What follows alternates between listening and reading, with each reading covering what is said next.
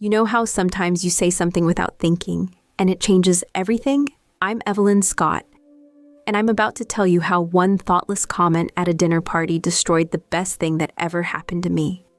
It started on a Saturday evening in October. My husband Brandon and I were getting ready for our friend's anniversary dinner, and I was already dreading it. Not because I didn't like our friends, I loved them, but because I was in one of those moods where everything felt suffocating. The same conversations, the same people, the same predictable evening ahead. "You ready, Ev?" Brandon called from the bedroom, adjusting his tie in the mirror. Even after 7 years of marriage, he still dressed up for these things. Still cared about making a good impression. Still got excited about spending time with friends. I used to find that endearing. That night, it just made me feel more restless. Almost, I called back, applying lipstick with more force than necessary. I stared at myself in the bathroom mirror, 34 years old, married to a wonderful man, living in a beautiful house in the suburbs. By every measure, I had a great life. So why did I feel so empty? The dinner was at Cheryl and Miguel's house, celebrating their 10th anniversary. Cheryl had gone all out with the decorations, candles everywhere, her grandmother's china, the whole production. The other couples were already there when we arrived. The Patels, who just bought their dream house. The Kowalskis, who were planning their 3rd vacation that year. And the Chens, who couldn't stop talking about their son's acceptance to MIT. "Evelyn," Cheryl hugged me at the door. "You look gorgeous. How are things at the clinic?" "Same as always," I said, forcing a smile. I'd been working as a dental hygienist for 8 years, and while it paid well enough, it wasn't exactly thrilling. "How's the boutique?" "Incredible. We're thinking about opening a second location." Cheryl's eyes sparkled with genuine excitement about her business.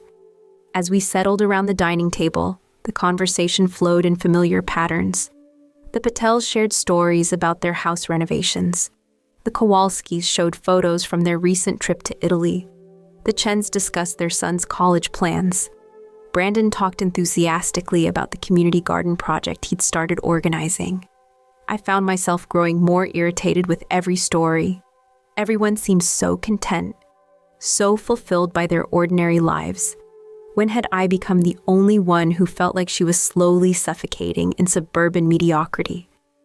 "What about you, Evelyn?" Miguel asked during a lull in conversation. "What's new and exciting in your world?" I felt 8 pairs of eyes turn toward me expectantly. "Nothing really," I said, taking a larger sip of wine than I probably should have. "Same job, same routine, same everything. My life's become pretty boring, honestly." "Come on," Cheryl laughed. "You and Brandon just redid your whole kitchen. That's exciting." "Is it though?" The words came out sharper than I intended. "I mean, we picked out cabinet hardware and argued about backsplash tiles. If that's the height of excitement in my life, maybe I should be worried." Brandon looked at me with confusion. "I thought you loved how the kitchen turned out." "I do. It's beautiful. But it's just," I gestured vaguely with my wine glass. "Is this really it? Is this what we're supposed to get excited about now? Appliances and home improvement projects?" An uncomfortable silence settled over the table. I could see the other couples exchanging glances, and Brandon's jaw had tightened slightly. "There's nothing wrong with finding joy in building a life together," Priya Patel said gently. "Of course not," I said quickly, realizing how I sounded. "I just meant that sometimes I wonder what happened to the person I used to be. Before marriage, before settling down, I was more adventurous." "We all were," laughed Cheryl. "Remember when you dated that musician who lived in his van?" The comment was meant to lighten the mood, but it had the opposite effect on me. Suddenly, I was thinking about Jeremy, the guitar player with the ocean blue eyes who'd lived out of a converted Volkswagen van for 2 years. We'd spent weeks camping on beaches, making love under the stars, talking until dawn about dreams and philosophy and the meaning of life. "God, yes," I said, my voice taking on a wistful tone. Jeremy Martinez, he was incredible, so passionate, so alive. We did things I'd never dream of doing now. Brandon's fork paused halfway to his mouth. "What kind of things?" I should have stopped there. Should have changed the subject, made a joke, anything. But the wine had loosened my tongue, and that restless feeling was pushing me toward recklessness. Everything, I said, meeting Brandon's eyes across the table. We skinny dipped in the Pacific at midnight, hitchhiked through Northern California, made love on a cliff overlooking the ocean. I felt so free, so alive. Sometimes I miss feeling that way. The silence that followed was deafening. I could practically hear everyone's thoughts, see the discomfort on their faces. Cheryl cleared her throat and started collecting plates, muttering something about dessert. Brandon excused himself to help in the kitchen, and I knew I'd crossed a line. But instead of feeling apologetic, I felt defiant. Why shouldn't I be able to talk about my past? Why did everyone seem so scandalized by the idea that I might miss the excitement of my younger days? The rest of the evening was awkward. Brandon barely spoke during dessert, and we left earlier than usual, claiming he had an early morning commitment. The car ride home was silent except for the radio playing softly between us. Want to talk about what happened back there? Brandon finally asked as we pulled into our driveway. What do you mean? I knew exactly what he meant, but I wasn't ready to back down. The thing about your ex, about missing how you felt with him. His voice was careful, controlled. I was just being honest, I said, getting out of the car. Is that not allowed anymore? Brandon followed me into the house, loosening his tie. Of course, honesty is allowed, Ev, but there's a difference between honesty and being hurtful. How was I being hurtful? I kicked off my heels harder than necessary. I was talking about my past, not criticizing our present. Weren't you, though? He sat on the edge of our bed, looking tired. You basically told a table full of our friends that you're bored with our life, that you miss being with someone else, someone more exciting than me. That's not what I said. It's what I heard. It's what everyone heard. I stared at him. This man who'd been nothing but kind and steady and reliable for 7 years. Brandon worked as a project coordinator for a nonprofit that built affordable housing. He volunteered at the animal shelter on weekends. He remembered every anniversary, every birthday, every small detail that mattered to me. He was exactly the kind of man any reasonable woman would be grateful to have. But lately, reasonable felt like a cage. Maybe, I said slowly, you heard it that way because part of it's true. Brandon's face went very still. What does that mean? It means I love you, but I don't know if love is enough anymore. I don't know if being grateful for a good man is the same thing as being happy. I don't know why I said it. The words seemed to come from some deep, ugly place inside me that I'd been trying to ignore. As soon as they left my mouth, I wanted to take them back. Brandon stood up slowly, like he was moving through water. I think I'm going to sleep in the guest room tonight. Brandon, wait. But he was already walking down the hall, taking his pillow with him. I lay awake most of that night, staring at the ceiling and replaying the evening. Part of me felt vindicated. At least I'd been honest about how I was feeling. But a larger part felt sick with regret. Brandon didn't deserve what I'd said. He hadn't done anything wrong except be himself, steady and reliable and present. The next morning, I found him in the kitchen making coffee, already dressed for his Sunday morning run. He handed me a cup without making eye contact. I've been thinking about what you said last night, he began. Brandon, Please let me finish. His voice was quiet but firm. You said you don't know if being grateful is the same as being happy, and you're right, it's not. I felt a flicker of hope. Maybe he understood. Maybe we could work through this together. I don't want you to be with me out of gratitude, he continued. I want you to be with me because you choose to be, because I make your life better, not just stable. You do make my life better, I said quickly. Do I? He looked at me directly for the first time since the night before. Because last night it sounded like you think your life would be more exciting without me. I opened my mouth to deny it, but the words wouldn't come. Because hadn't I been thinking exactly that? Hadn't I been wondering what my life would look like if I'd made different choices? I think, Brandon said carefully, we both need some time to figure out what we really want. What does that mean? It means maybe you should take that solo trip you've been talking about. Visit your sister in Colorado, spend some time thinking. I'd mentioned wanting to visit my sister Helena several times over the past few months, but Brandon's work schedule had made it difficult to plan. Now he was practically pushing me to go. "And what will you do?" I asked. "I'll be here when you get back," he said, "if you want to come back." 2 weeks later, I was on a plane to Denver. Helena picked me up at the airport in her beat-up Subaru, her hair longer and wilder than I'd seen it in years. She'd moved to Colorado 5 years earlier to teach at a ski resort, and the mountain lifestyle had transformed her from my uptight younger sister into someone I barely recognized. "You look terrible," she said cheerfully as we drove through the mountains toward her cabin. "Thanks, I feel terrible." "Good, that means you're finally paying attention to your life instead of just going through the motions." Helena had never particularly liked Brandon, though she'd been polite enough at our wedding. She thought he was boring, too safe for someone like me.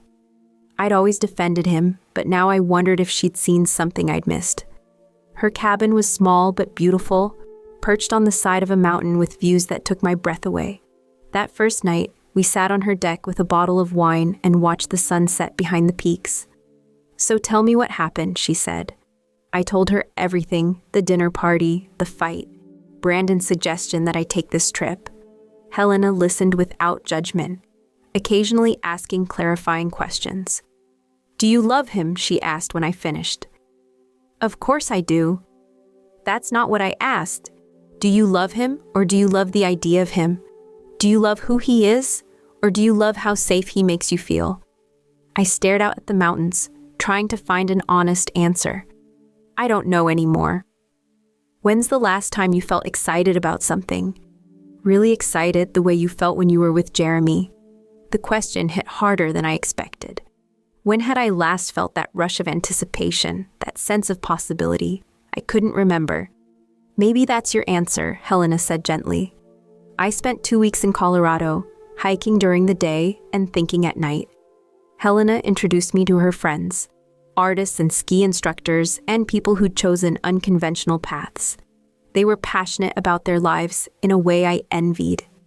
One evening, I went to dinner with Helena and her boyfriend Carl, a photographer who spent half the year traveling for work. As they talked about their upcoming trip to Iceland, I felt that familiar pang of jealousy. "Why don't you come with us?" Carl suggested. "We could use someone to help with logistics." For a moment, I imagined it. 3 weeks in Iceland, photographing landscapes and staying in remote guest houses. The old me would have said yes without hesitation. "I can't," I heard myself say. "I have responsibilities." "Like what?" Helena challenged. "My job, my house, Brandon." "Your job will be there when you get back. The house isn't going anywhere. And as for Brandon," she shrugged. "He told you to figure out what you want, didn't he?" That night, I called Brandon. It was late in Colorado, even later in Chicago. "How are you doing?" he asked, his voice careful. "I'm good, really good, actually."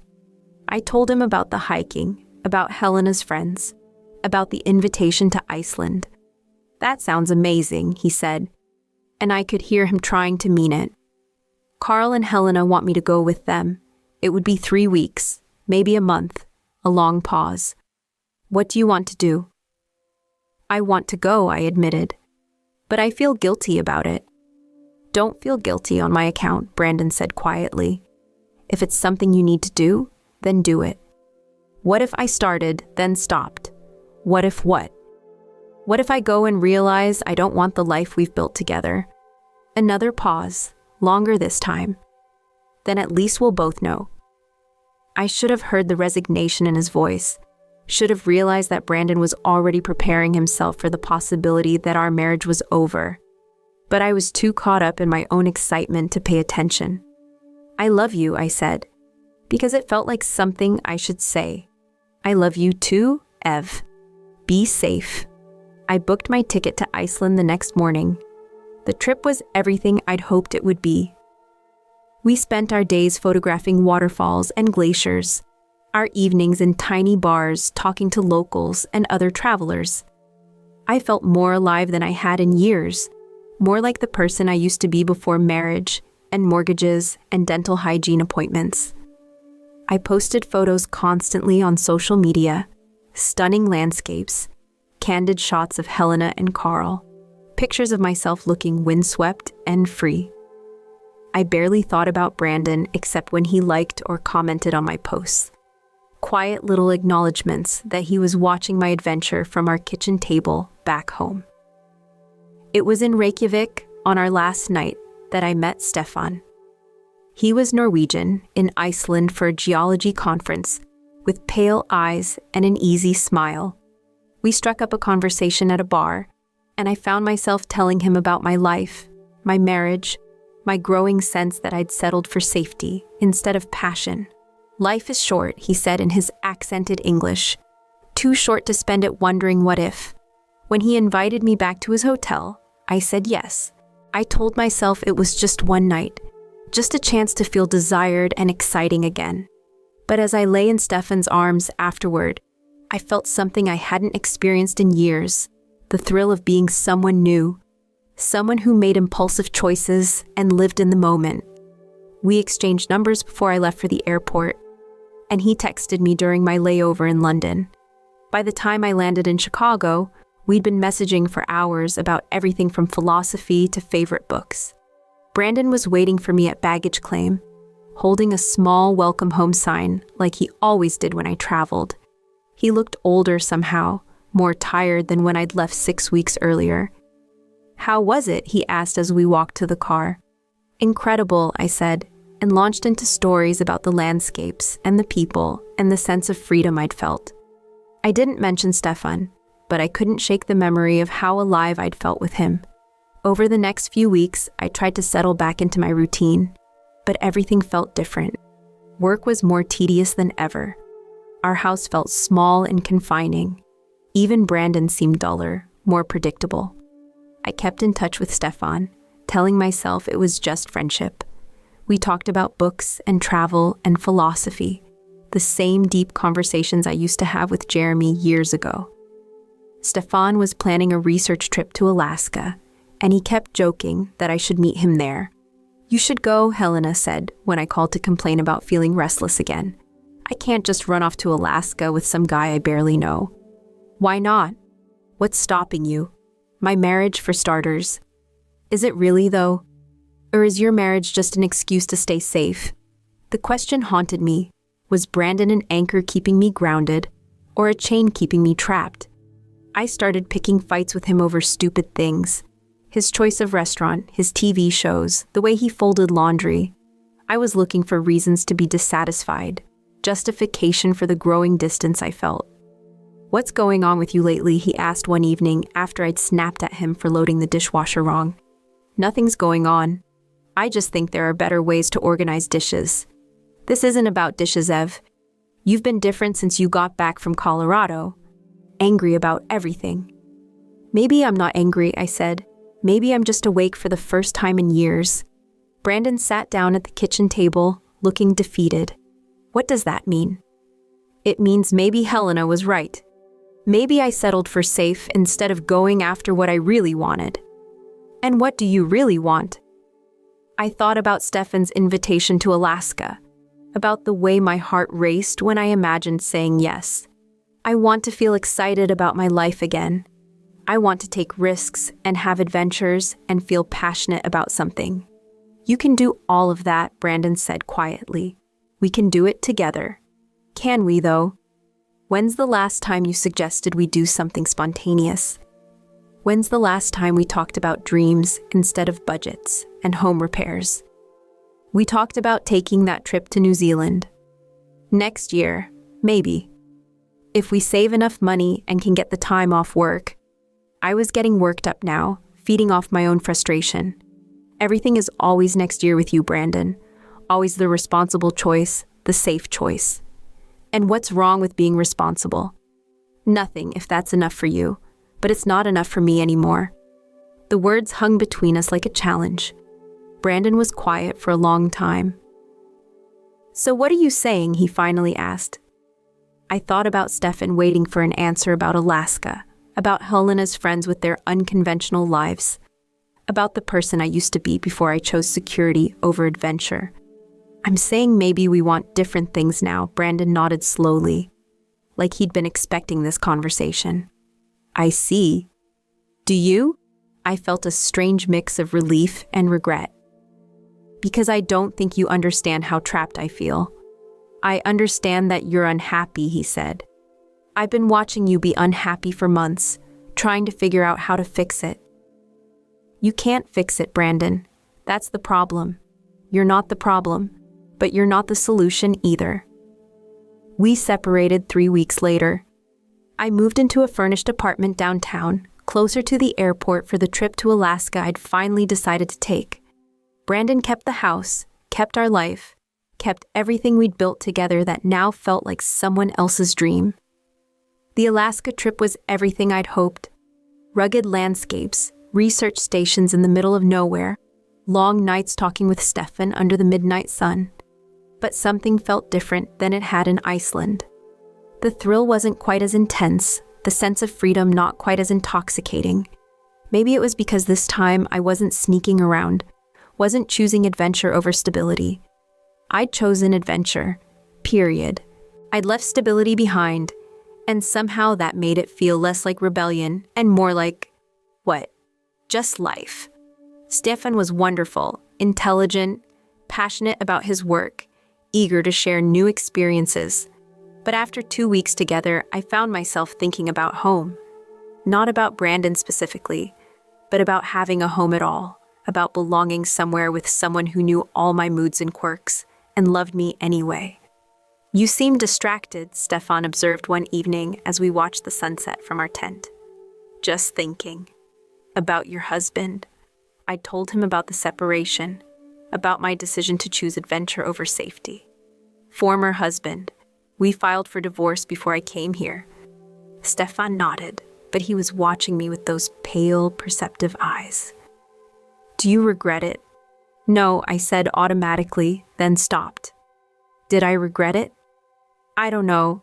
I thought I wanted this kind of life, but now that I have it, it's different than you imagined? Everything's different than I imagined. When I got back to Chicago, Brandon had already moved out of our house. He'd left me a note saying he was staying with a friend until the sale went through, along with the contact information for his lawyer. I walked through the empty rooms, looking at the spaces where our furniture used to be, the kitchen we'd renovated together, the bedroom where we'd slept side by side for 7 years. It felt like visiting a museum of someone else's life. My phone buzzed with a text from Stefan, already back in Norway, asking when I might visit him next. I stared at the message, trying to summon the excitement I should have felt about continuing our relationship. Instead, I felt empty. I called Helena that night, crying for the first time since the separation had started. I think I made a mistake, I told her through tears. What kind of mistake? All of it. Leaving Brandon, chasing this idea of adventure and passion. I thought I wanted something different, but now I have it and I feel more lost than ever. Helena was quiet for a long time. Do you miss him, or do you miss having someone? I miss him, I said, surprising myself with the certainty. I miss the way he made coffee in the morning and asked about my day. I miss knowing that someone cared if I made it home safely. I miss feeling like I belonged somewhere with someone. That's not passion, Helena said gently. That's love. But what about feeling excited? What about adventure and taking risks? Ev, do you know what the biggest risk is? It's committing to someone, building a life together, trusting that they'll stick around when things get hard. That's terrifying. Running off to Alaska with a stranger is easy compared to that. After we hung up, I sat in my empty apartment and thought about the difference between excitement and happiness, between passion and love. Stefan excited me, made me feel desirable and alive. But Brandon had made me feel safe and known and valued, which was worth more. I tried calling Brandon, but his number went straight to voicemail. I drove by the house we'd shared, but it was dark and empty. I asked our mutual friends, but everyone was polite and distant. Clearly, they'd chosen sides, and it wasn't mine. Finally, I ran into Cheryl at the grocery store 3 months after I'd returned from Alaska. "Evelyn," she said, her voice carefully neutral. "How are you?" "I've been better," I admitted. "How's Brandon doing?" Cheryl's expression softened slightly. He's doing okay. He bought a condo near the lake. Seems to be keeping busy with work and his volunteer projects." "Is he seeing anyone?" She hesitated. "I don't think that's my place to say." "Please, Cheryl, I know I hurt him. I know I messed everything up. I just need to know if he's happy." "He's not happy," she said quietly. "But he's not devastated either. He's just moving forward." Moving forward. That's what healthy people did when relationships ended. They grieved, they healed, they moved forward. They didn't spend months replaying every conversation, wondering if they'd thrown away the best thing in their life for an illusion of excitement. I hired a private investigator to find Brandon's address, not to stalk him, but because I needed to try one more time to explain, to apologize, to see if there was any chance of fixing what I'd broken. I wrote him a letter, 10 pages long, trying to put into words everything I'd realized too late. How I'd confused gratitude with complacency. How I'd mistaken stability for stagnation. How I'd thought passion was something that happened to you, not something you chose to nurture with someone you loved. I told him about Alaska, about Stefan, about the emptiness I'd felt even while living my supposed dream. I told him about the nights I'd lain awake, missing the sound of his breathing, missing the way he always remembered to buy my favorite coffee, missing the feeling of being part of something bigger than myself. I mailed the letter on a Monday. By Friday, I still hadn't heard back. On Saturday, I found an envelope slipped under my apartment door. My name was written in Brandon's careful handwriting. Inside was a single sheet of paper with 4 sentences. "Evelyn, I read your letter. I'm glad you found what you were looking for, even if it wasn't what you expected. I hope you're well and that you find the happiness you deserve. Please don't contact me again." That was it. No anger, no blame, no invitation to talk. Just a quiet, final goodbye from the man I'd spent 7 years with. The man I'd left because I thought he wasn't enough. I kept the letter for 3 years until I finally threw it away along with all the photos and mementos from our marriage. By then, I'd learned that some mistakes can't be undone. Some choices can't be unmade. I never did visit Stefan in Norway, though we stayed in touch for a while. The connection that had felt so intense in Alaska faded into friendly emails, and eventually into nothing at all. I dated other men over the years, some exciting, some stable, none quite right. I learned to be happy alone, to find adventure in smaller things, to appreciate the difference between the thrill of novelty and the deeper satisfaction of true partnership. Sometimes I still wonder what would have happened if I'd handled that dinner party differently, if I'd found a way to talk to Brandon about my restlessness, instead of letting it drive me away from him. But mostly, I try not to think about it. Some stories don't have happy endings, and sometimes that's nobody's fault but your own. Last year, I heard through mutual friends that Brandon got married again, to a teacher he met through his volunteer work. Cheryl said they seem really happy together, that his new wife appreciates his steadiness and his quiet kindness in a way I never learned to. I'm genuinely glad for him. He deserved someone who saw his reliability as a gift, not a limitation. Someone who understood that the most exciting adventures aren't always about running towards something new, but sometimes about choosing to stay and build something lasting with the person you love. I learned that lesson too late for it to matter, but at least I learned it. And maybe that's worth something, even if it's not worth everything I lost along the way.